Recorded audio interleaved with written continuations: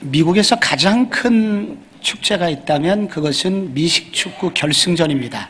슈퍼볼이라고 그러는데, 그래서 그 슈퍼볼이 있는 날은 가게 문도 다 닫고, 그리고 광고료가 얼마나 비싼지 초당 수십억씩 한다고 합니다.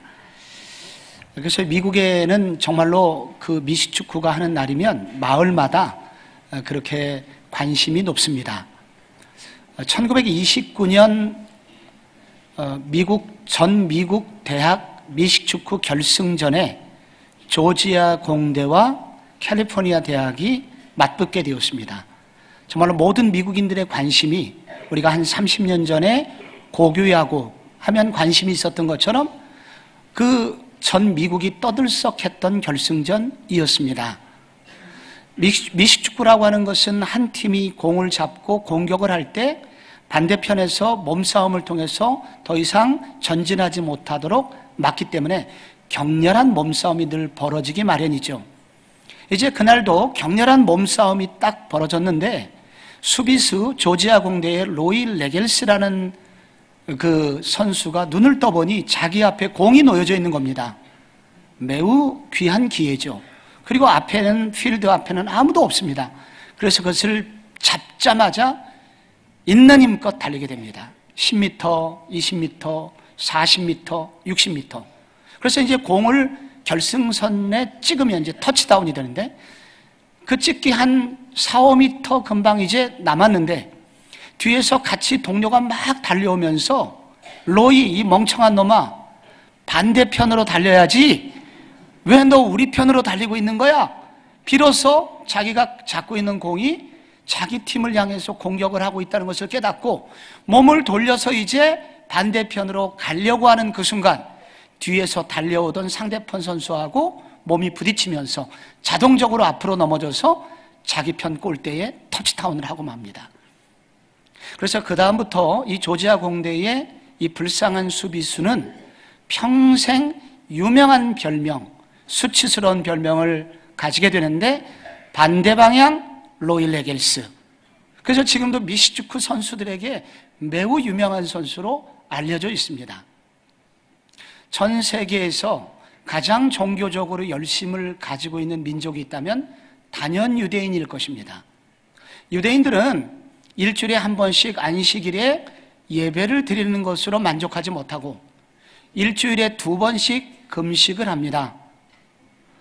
그리고 철저히 구분하여 11조를 드리고 그리고 그들이 구약 성경을 가지고 있는데 구약 성경의 토라라고 하는 율법을 통째로 암기를 해버리기도 합니다.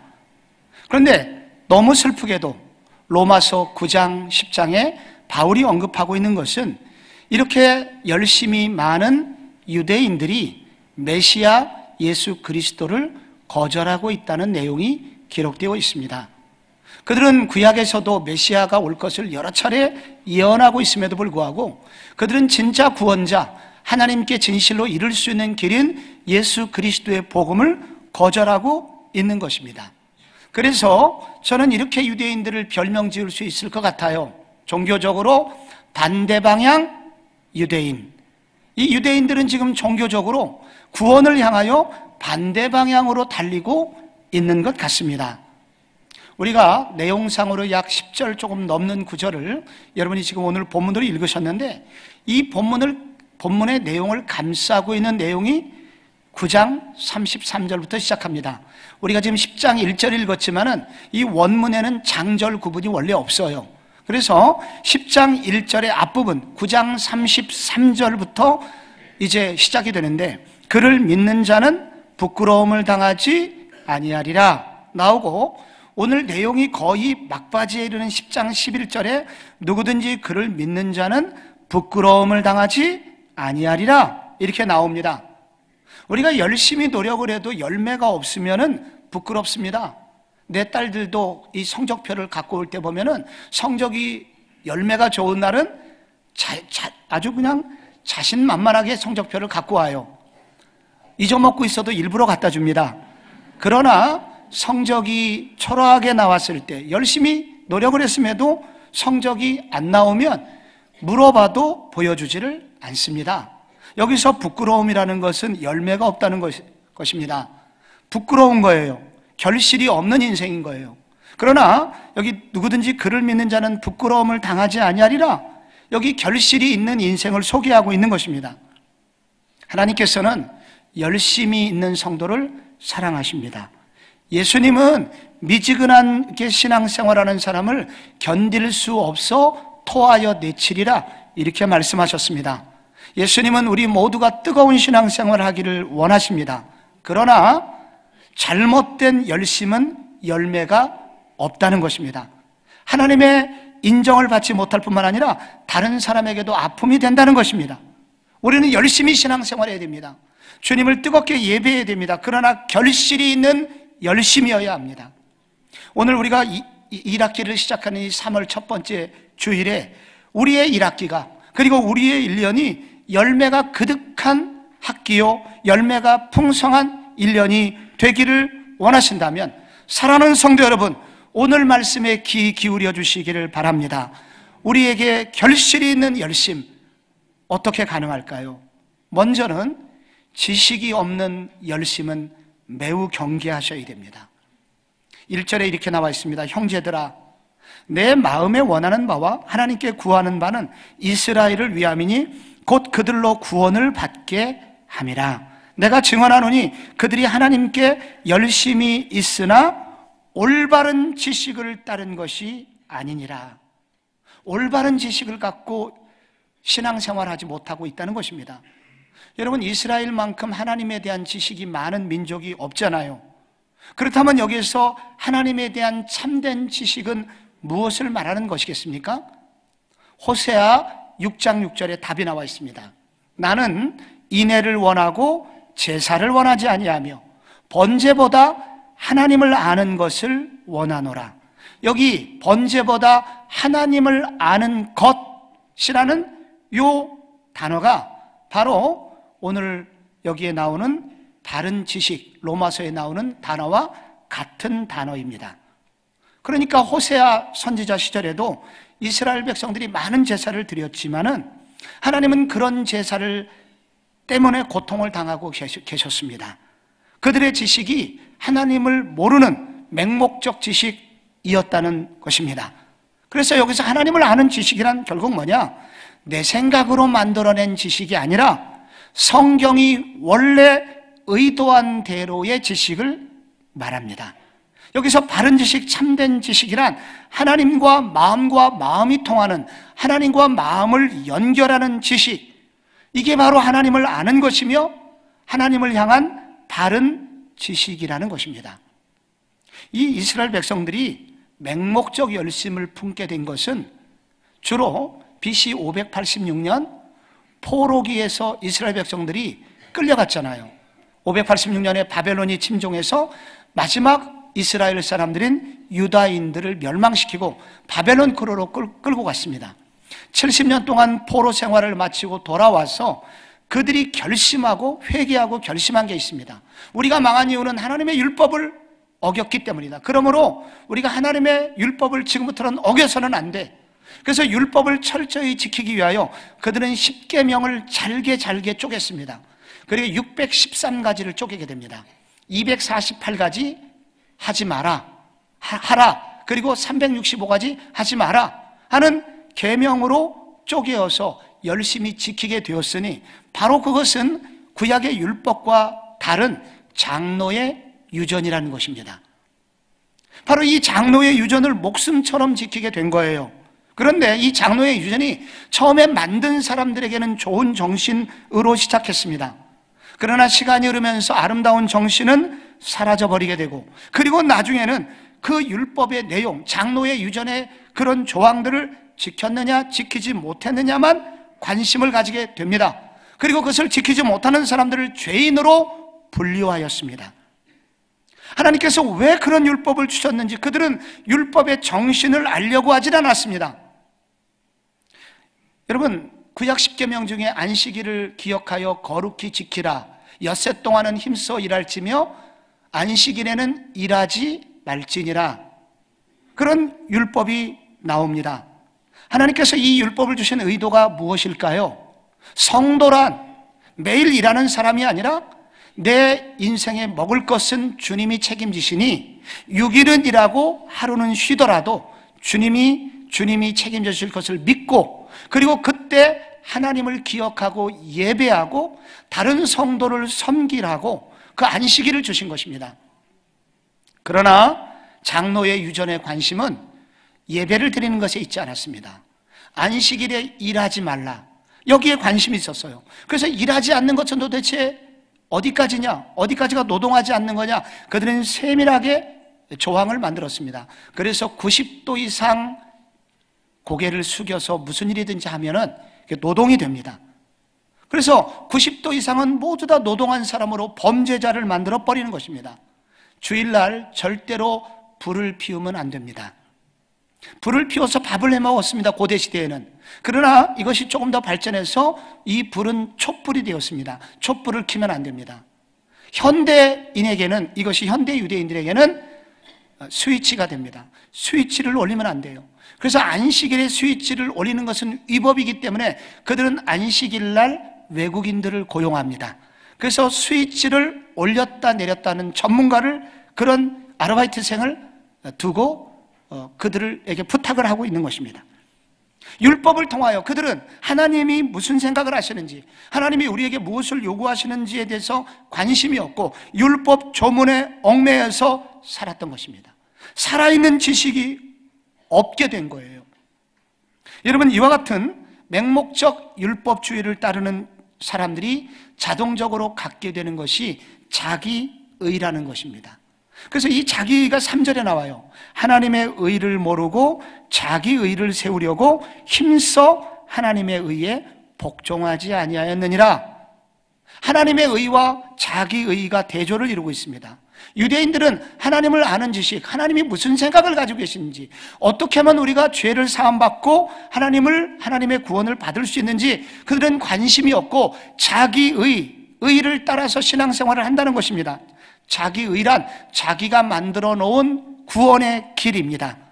자신이 하나님의 의도는 상관없이 자신이 율법을 통해서 처음에는 힌트를 얻었지만 나중에 종교적 기준과 표준을 만들어 놓고 그것을 지키면 만족스럽게 생각하고 거기서 자기의 자존감을 확인하게 됩니다. 그러나 자기의를 지키지 못하거나 이것을 지키지 못하는 사람들을 보면 정죄하고 인격 살인을 하게 됩니다. 이 대표적인 사람들이 바로 바리새인들입니다. 자기의를 가지고 있는 사람들의 특징은 요란합니다. 극성이 많습니다. 그래서 6절에 보면은 이런 조금 어려운 구절이 나와요. 믿음으로 말미암는 의인은 이같이 말하되 내 마음에 누가 하늘에 올라가겠느냐 하지 말라 하니 올라가겠느냐 하면 그리스도를 모셔 내리려는 것이요 누가 무정하게 내려가겠느냐 하면 그리스도를 죽은 자 가운데서 모셔 올리려는 것이라. 그러면 무엇을 말하느냐? 말씀이 내게 가까워 내 입에 있으며 내 마음에 있다 하였으니 곧 우리가 전파하는 믿음의 말씀이라. 바울은 신명기의 말씀을 여기에 다시 언급하고 있는데요, 이 말씀의 뜻은 구원을 얻기 위해서 하늘에 올라갈 필요가 없다. 왜?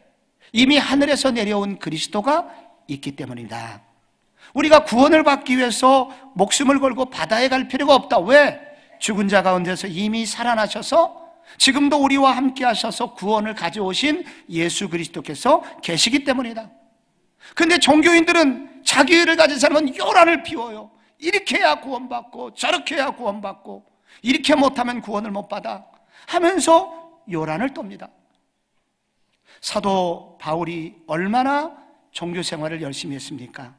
그 열심의 결과 결국은 구원주 메시아를 거절하고 예수 믿는 사람들도 다 죽이려고 하였습니다. 하나님을 참되게 하는 참된 지식이 없는 열심은 광신자를 만들어냅니다. 교회를 테러 집단으로 만들어버립니다. 그래서 지식 없는 열심은 결국은 우리의 삶에 해를 끼치고 아픔을 가져오고 다른 사람도 죽여버리게 되는 거예요. 어느 회사에 마음씨 좋은 상사분이 계셨습니다. 자기 회사의 부하 여직원을 위로하기 위해서 이 상사분은 일주일에 한 번씩 꽃집에서 꽃을 사다 줍니다. 얼마나 좋은 상사입니까? 그런데 사실 그 여직원에게는 꽃 알러지가 있습니다. 그래서 이것 때문에 병원도 많이 가고 고통을 겪습니다. 근데 상사는 그것도 모르고 계속 꽃을 갖다 줘요. 자기는 만족스러워요. 매우 진지해요. 사랑하는 마음이에요. 그런데 자매를 고통스럽게 만듭니다.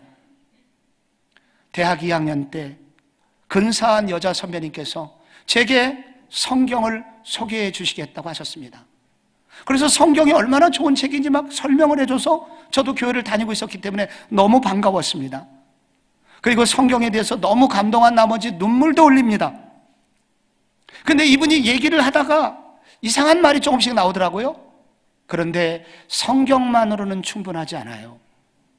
그래서 우리 선생님이 만들어 놓은 해설집을 읽을 때에만 비로소 우리는 성경을 제대로 알 수 있다고 말했습니다. 그 선생님은 바로 문선명이었습니다. 통일교 교도였죠. 여러분, 그 이단들이 얼마나 진지한지 몰라요. 이단들이 억지로 하는 게 아닙니다. 그리고 이단들이 대충 하지 않습니다. 매우 진지합니다. 그리고 사랑해서 합니다. 그런데 다 비뚤어진 열심이고 잘못된 열심입니다. 여러분, 지나간 20년 동안 한국교회를 가장 어렵게 했던 그런 공동체가 있다면 신천지입니다. 여러분, 이 신천지에 빠진 분들이 복음방이라는 곳에 가서 3개월, 4개월 교육을 받는다고 그러는데, 여러분 3개월 교육받는 동안 자그마치 성경 구절 400구절을 외운다고 그래요. 얼마나 열심히 합니까? 여러분 직장까지 그만두고 열심히 하잖아요. 그러나 그들의 문제는 무엇입니까? 성경을 잘못 해석하고 있다는 거예요. 성경이 원래 의도한 대로, 하나님께서 원래 말씀하시고자 하는 의도대로 성경을 가르치지 않는다는 겁니다. 그래서 성도 여러분, 열심히만 하지 마시고 열심히 하는 것보다 더 중요한 게 있다고 말합니다. 방향입니다. 방향을 잃어버린 열심은 열매가 없습니다. 방향을 잃어버린 열심은 열심을 품을수록 다른 사람을 죽이게 됩니다. 그래서 시편 기자가 이렇게 말하잖아요. 복 있는 사람은 악인들의 꾀를 따르지 아니하며 죄인들의 길에 서지 아니하며 오만한 자들의 자리에 앉지 아니하고 오직 여호와의 율법을 즐거워하여 그 율법을 주야로 묵상하는도다. 그는 시냇가에 심은 나무가 철을 따라 열매를 맺으며 그 잎사귀가 마르지 아니함 같으니 그가 하는 모든 일이 다 형통하리로다. 여러분, 이 율법이라는 단어는 원래 방향에서 나왔습니다. 이 율법은, 하나님의 말씀은 방향이에요. 말씀이 우리의 인생을 아름답게 인도해 준다는 것입니다. 그러나 이 말씀은 바르게 해석된 말씀일 때 능력이 나타나는 것입니다. 바르게 해석된 말씀의 결과는 어떤 결과를 나오냐면 시냇가에 심은 나무같이 됩니다. 사람이 살아나게 됩니다. 열심의 결과로 여러분 열매가 생기게 됩니다. 그 말은 다른 영혼들이 구원받게 되고 이웃들도 함께 축복을 받게 된다는 것입니다. 사랑하는 성도 여러분, 우리의 한 학기와 우리의 1년이, 그리고 우리의 인생이 결실이 있는 열심이 되기 위해서는 단지 열심히 교회를 다녀서는 충분하지 않습니다.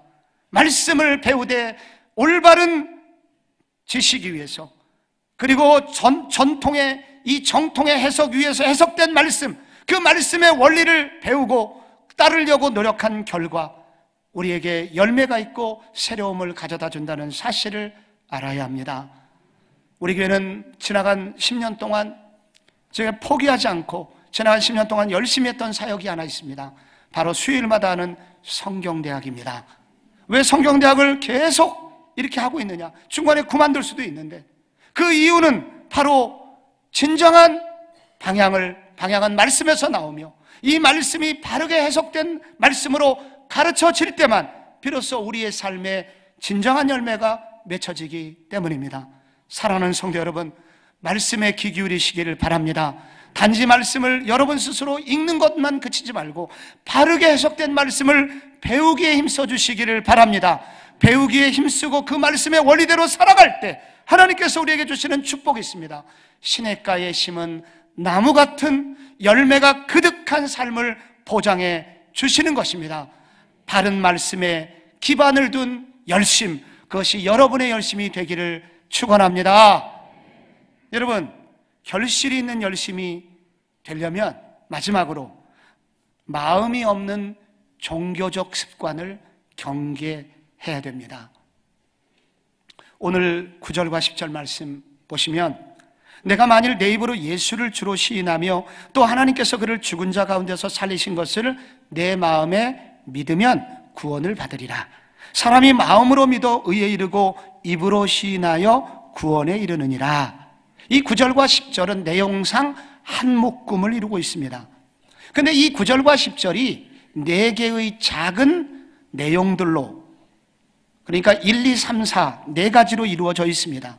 처음에 첫 번째 시작할 때와 마지막 4번째가 같은 내용입니다. 그것은 바로 입으로 주를 시인한다는 것입니다. 그래서 9절 시작할 때 내가 만일 내 입으로 예수를 주로 시인하며, 이게 나오고 10절의 맨 마지막 내용상 4번째는 입으로 시인하여 구원에 이르느니라, 이렇게 나옵니다.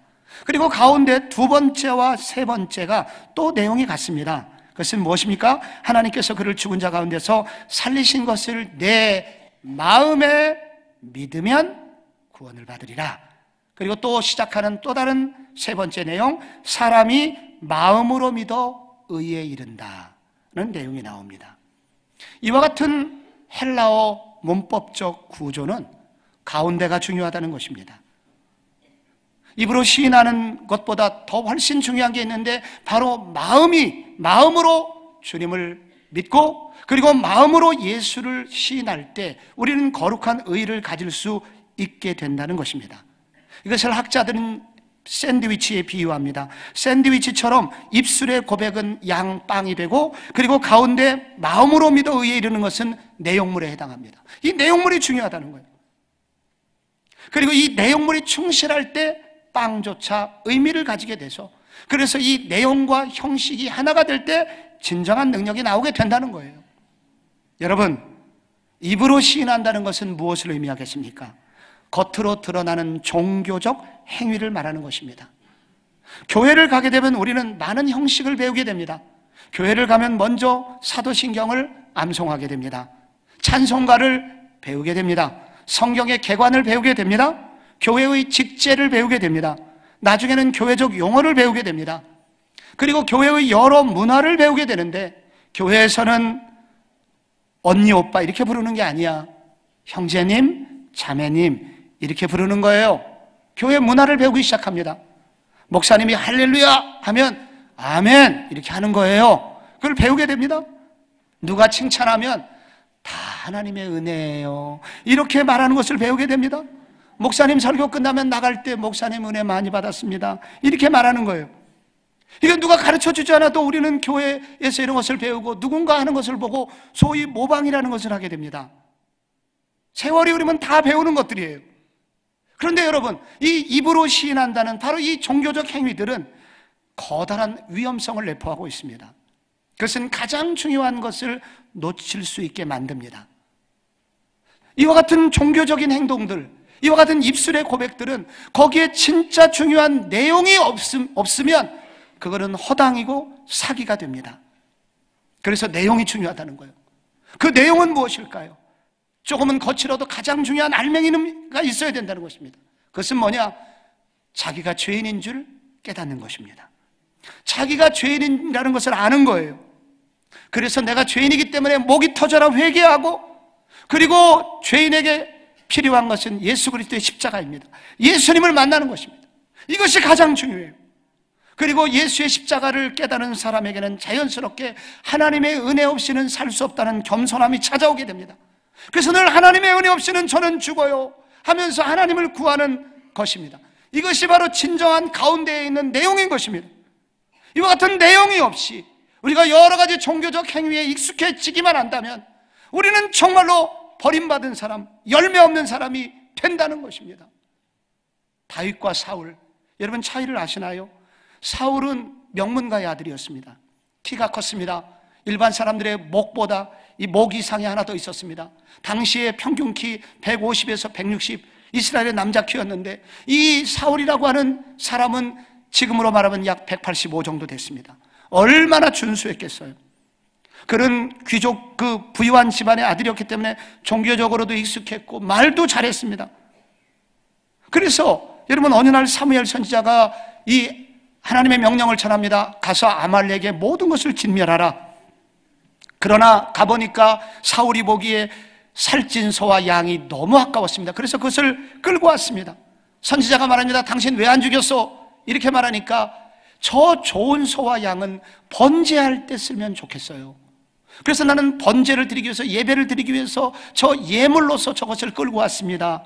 그때 선지자가 하나님의 말씀을 전하는데, 그것이 저 유명한 사무엘상 15장 22절입니다. 순종이 제사보다 낫고 제사보다 순양의 기름보다 낫다. 순종이 제사보다 낫고 제사를 드릴 때 쓰는 순양의 기름보다 낫다는 것입니다. 그리고 무서운 말씀이 이어집니다. 이는 거역하는 것은 점치는 죄와 같고 네가 지금 하고 있는 것은 무당짓이야. 완고한 것, 하나님의 말씀을 안 듣는 것은 우상에게 절하는 것과 같다. 우상 숭배자야 너는. 네가 하나님을 마음에서 버렸기 때문에 여호와께서도 당신을 버려 왕이 되지 못하게 할 것이요. 여기서 우리는 알 수 있습니다. 하나님이 정말로 견딜 수 없는 것이 무엇인지 알 수 있습니다. 마음이 없는 종교적 행동, 마음이 없는 습관적 행동, 제사행위, 이것은 쓸모없는 것이라는 거예요. 백해무익하다는 거예요. 그에게는 회개가 없었습니다. 사울에게는 회개가 없었어요.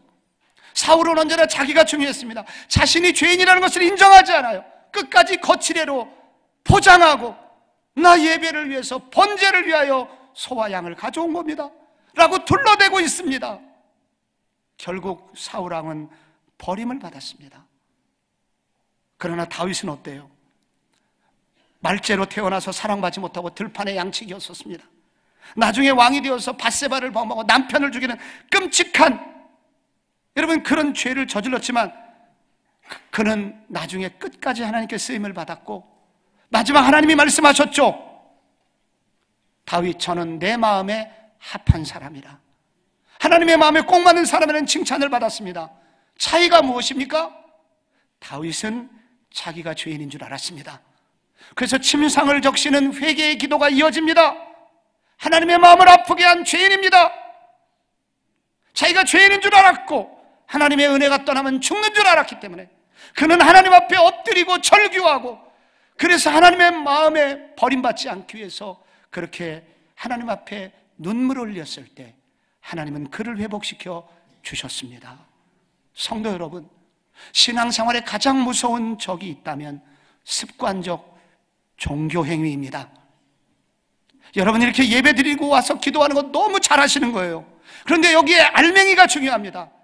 만약에 마음이 없는 기도라면, 마음과 정성이 없는 예배라면, 감동을 잃어버린 습관적 찬양이라면 그것은 우리는 사울처럼 될 수 있다는 무서운 경고가 여기 나와 있는 것입니다.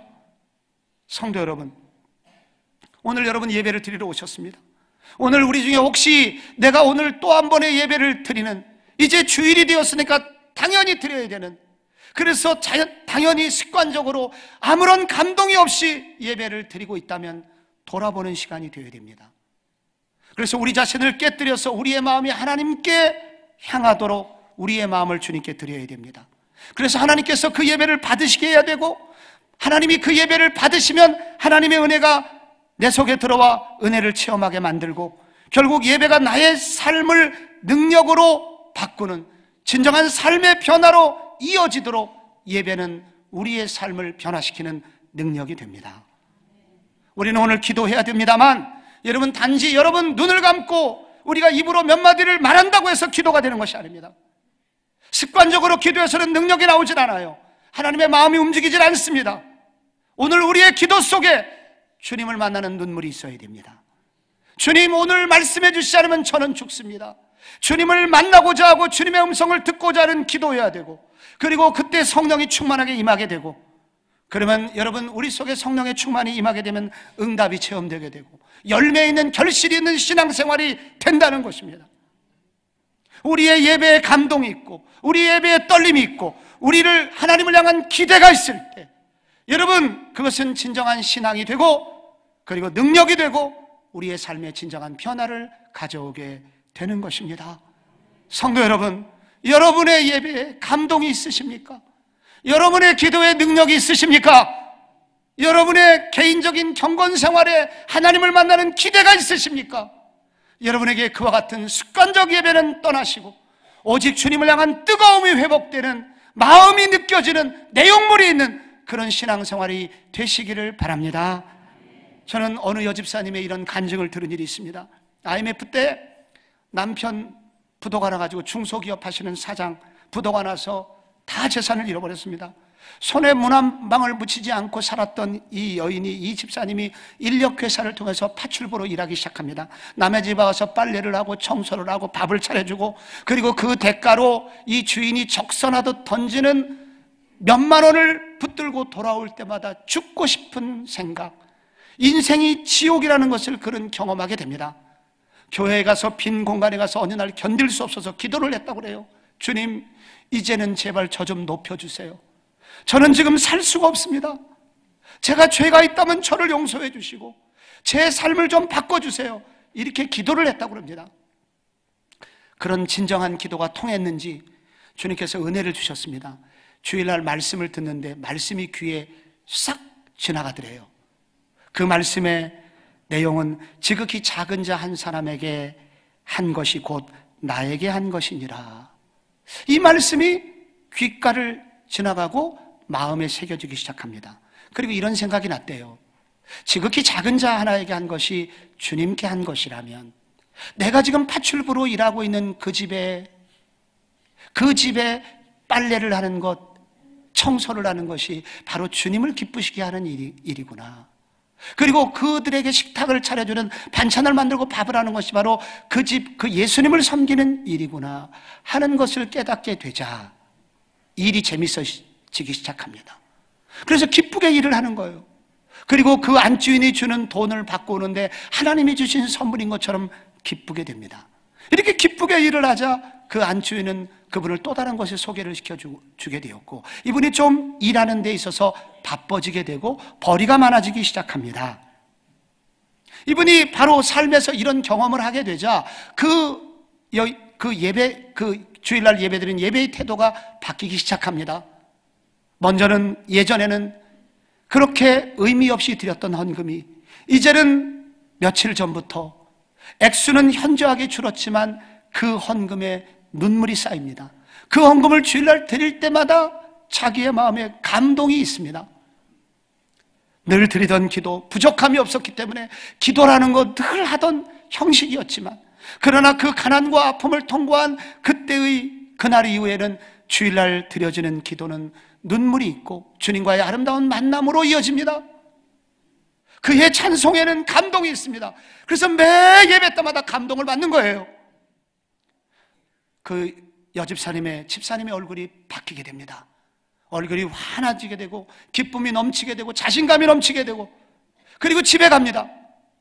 그런 마음으로 남편을 섬기고 자녀들을 돌보게 되니 자녀들이 자존감을 갖게 되고 어둠의 그늘이 자녀들 속에서 사라지게 됩니다. 그래서 하나님께서 그 가정을 회복시키기 시작하는데 그 자녀들 둘이 정말로 모두 다 부러워할 만큼 아름다운 삶을 살아가게 됩니다. 그녀는 고백합니다. 그 집사님은 고백합니다. 나의 삶에 그 고난과 아픔이 나한테 깨달아준 것은 내가 과거에 드렸던 형식적인 습관적인 예배가 아니라 진정으로 하나님 앞에 예배하고 기도했을 때 하나님이 나한테 주신 선물입니다 하면서 자신의 인생을 간증하였습니다. 사랑하는 성도 여러분, 습관적 예배 있는지 돌아보고 다시 우리의 예배에 감동이 흐르도록 마음을 두시기를 바랍니다. 여러분의 기도 생활에 다시 한번 주님과 마음이 통하는 그런 기도가 되도록 여러분의 기도 생활을 다시 한번 돌아보시기를 바랍니다. 그래서 여러분의 삶에 정말로 아름다운 축복이 묻어나는 은혜가 있기를 바랍니다. 오늘 예배는 마지막 우리 복음적 분립개척 1호 파송 예배를 겸하여 드리려고 합니다. 손준원 목사님과 그 가정을 포함하여 28명이 개척 멤버가 되어 다음 주 3월 6일부터, 그러니까 3월 두 번째 주부터 이제 주일 예배를 드리게 됩니다. 저는 손 목사님에게도 부탁을 하고 오늘 함께 예배를 이제 개척을 위해서 떠나가시는 28분에게 부탁을 드리고 싶어요. 정말로 뜨거운 열심을 가지고 이 일을 시작하고 계시는데 여러분, 이 개척교회가 아름다운 결실을 맺기 위해서는 바른 지식 위에, 바른 말씀의 기반 위에 서야 합니다. 다른 열심히 하는 것도 중요하지만 은혜 받는 데 집중해 주시기 바랍니다. 그리고 여러분, 그리고 마음이 통하는, 하나님과 하나님께 드려지는 뜨거운 마음으로 하나님께 예배하는, 뜨거움이 살아있는 예배자가 되시기 바랍니다. 그래서 손준원 목사님과 함께 위대한 하나님 나라의 다산의 시대를 열어가는 복된 우리 모든 불개척 하시는 모든 멤버들이 되기를 바랍니다. 그리고 남아있는 성복중앙교회, 저는 이제 1학기 사역이 시작이 됩니다. 남아있는 우리 교우들은 이제 영적 방향을 말씀 위에서 잘 잡고 성경대학과 제자훈련, 사역훈련, 사랑방 통해서 말씀의 기반 위에 더 잘 세워지는 한 학기가 되게 하시고, 오래된 습관을 버리고 새로운 마음으로 출발하여 우리 한 학기 주님께서 복 주시는 많은 열매 맺는 복된 성도님들 되시기를 축원합니다.